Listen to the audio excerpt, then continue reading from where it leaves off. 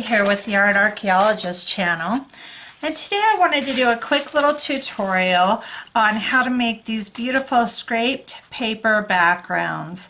These are, they're on that Canson newsprint with the photograph I showed in the beginning, and I can't find this in a small paper pack, and I haven't really looked. I buy it in the big giant one at Hobby Lobby, and it's really a really nice thin paper. It's perfect for making journal pages.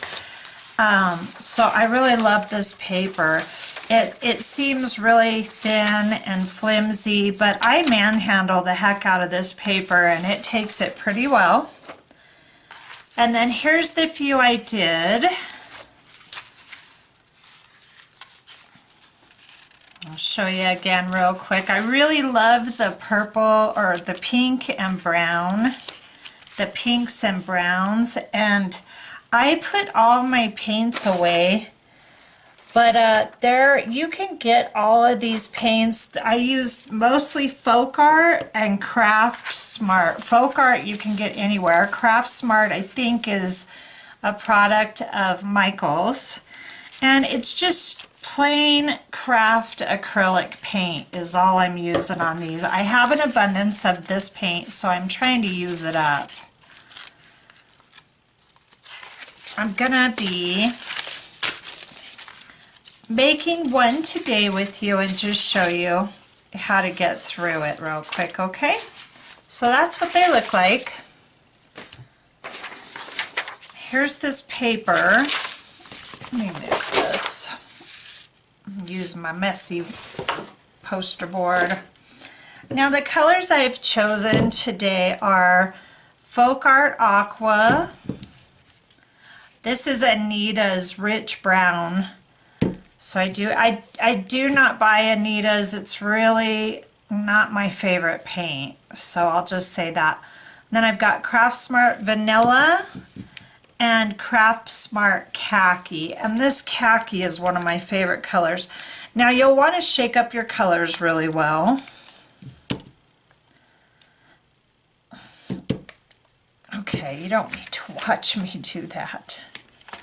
And then I just use an old gift card, credit card, anything. You can use a palette knife, but I would rather use something a little bigger because I want to cover a lot of ground quickly. So then I just take whatever color I want to do first. And by the way, I like to have the tops of mine for the most part lighter when I'm all done with them. So I do layer the lighter colors on top. Now this is such a forgiving technique. I just dropped a big old blob of paint on here. And all I'm doing is just scraping that paint off onto the paper. And you really can't get anywhere with this until you've got a complete base coat on the bottom. And I'm just going to go ahead and base coat it with the Aqua. And I just run the jar along that. Now that's quite a bit, but I'm trying to cover a lot of area. When you start layering, you'll use about half of this right here. Maybe even a third of that. You want to get the paper, it's really, really absorbent on the first layer, and it just sucks up this paint. And so once you get this first layer down, it's very easy to start layering your other colors.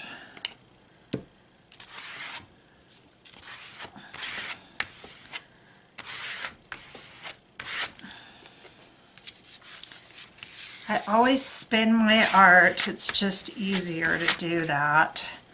You will go through quite a bit of paint with paint scraping, but I have tons of this. I used to teach little workshops up the road, and I bought a lot of supplies for that we did not use. So now I'm trying to use up a bunch of my paint supplies in a way that will be beneficial.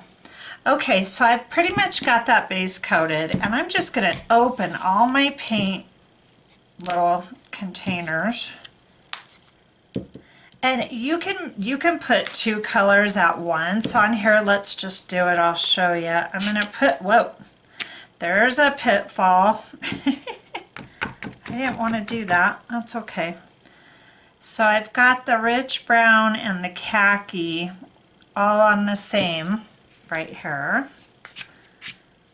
Sometimes I just do one color at a time. You can switch it up and go over. But it's a fast way to get a couple colors on. And the trick to this technique really is layers. But you can run into getting your paper so wet that it's pretty tough to work. All I want to do is just keep adding layers to this. Now, the more upright my card is, the more of a, what am I trying to say, a 90-degree angle, the more blendy like this I'm going to get. And the more flat I have it, the more parallel I have it to my page, the more chatter, I call this chatter, I'm going to get, okay? And right now I'm just really wanting to get some layers on here. So I'm going to be okay with the blending, but I want to see that chatter showing up too. It's really neat when you can get it to start doing these little dots here. Let me close you up. When you can start getting this kind of thing happening, that's what you're after. Okay. Now I'm really going to go for lightening up. I'm putting my lightest vanilla color on. And I just work in rows pretty much. By the time you're done, no one will ever know. Another thing you can do is you can use the end, and then you can have a little bit more of a controlled handle on your piece.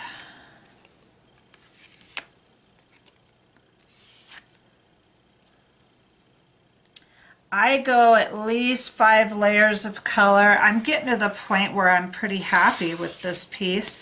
But I like to have a lot of layers. I just think layers create a lot of depth and magic. Now my page is really starting to get wet, so the remedy for that is to put less paint on your card and to start to just gently skip it across your surface. Gonna throw a little bit more brown in here. Boy, that is just coming out so fast. For restoration, and I'm really having a light touch now to get it to do some chatter. Chitta chatta chatta.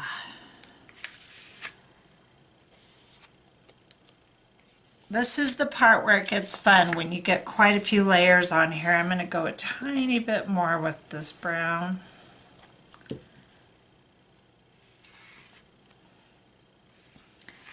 And you'll notice, like, you'll stop and you'll put some paint down and you'll get a sharp line.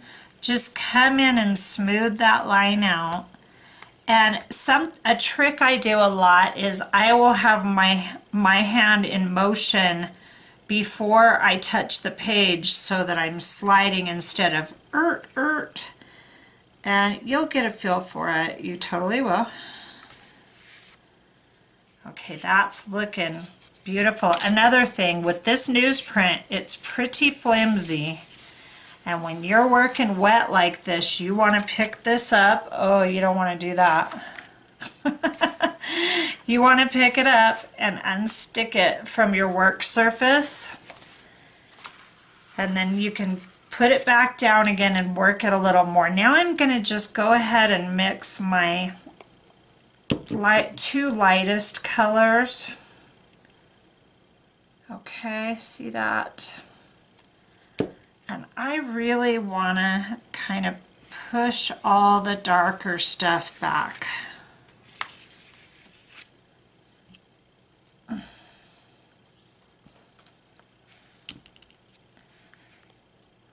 and it takes a few times. And then when you are finished with this, right away you want to pick it up off of this surface, because it will stick to your work surface and you'll have to tear it to get it off, and that's never fun. I forgot, I was making the ones to do the photograph for this video, and I forgot to pull the last one and it got ruined, so I didn't get to add it to my finale. Okay, so that's got some chatter, it's got a lot of blendy. I'm just gonna hit it. I'm gonna just go over the top with the lightest color, the vanilla. I think I'll just go here and there with it. See, push too hard, and I'm trying to get chatter and I'm getting blend because I'm pushing too hard. So what I'm going to do is just switch to the end of my card, and I'm going to work real small. Just going to throw some white here and there. And like I said, this does take a few layers, but very quickly you will get in a groove and you'll be able to make a lot of gorgeous backgrounds relatively fast. So here's this one all done. Let me move these. And I generally like to work 3 to 5 colors. I think you get a really nice blend with 3 to 5 colors. Oh, I do love to make a mess. Okay, so here it is. Finished product. And this newsletter paper is tricky to work with, but the results are amazing. So there it is, all complete. And then this will probably take a couple hours to dry just because of all the layers. It is acrylic paint, so it will dry fast.